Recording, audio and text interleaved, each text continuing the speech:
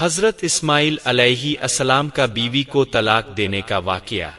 تفسیر مجمع البیان میں ابن عباس رضی اللہ تعالی عنہ سے مروی ہے کہ جب حضرت ابراہیم علیہ السلام حضرت اسماعیل علیہ السلام اور حضرت ہاجرہ کو مکہ میں چھوڑ کر واپس چلے گئے تو ان کے پاس جرہم نامی ایک قبیلہ بھی آ کر آباد ہو گیا۔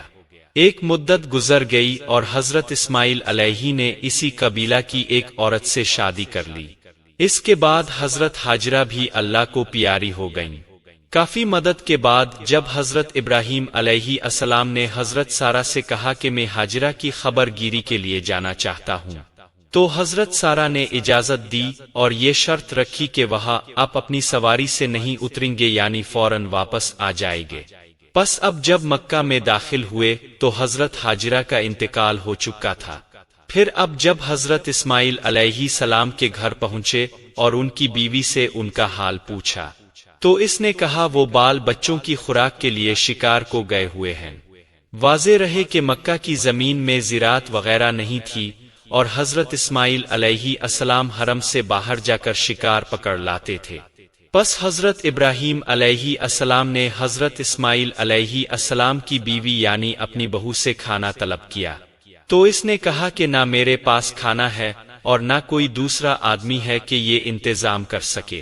پس حضرت ابراہیم علیہ السلام نے واپس ہوتے ہوئے فرمایا کہ جب تیرا شوہر واپس آئے تو میرا سلام کہنا اور کہنا کہ گھر کا دروازہ تبدیل کر دے۔ یہ کہہ کر اب چلے گئے۔ جب حضرت اسماعیل علیہ السلام واپس آئے تو انہوں نے اپنے باپ کی خوشبو معلوم کر کے زوجہ سے دریافت کیا تو اس نے حقارت آمیز لہجہ میں کہا کہ ہاں فلاں فلاں صفت کا ایک بوڑھا آدمی آیا تھا۔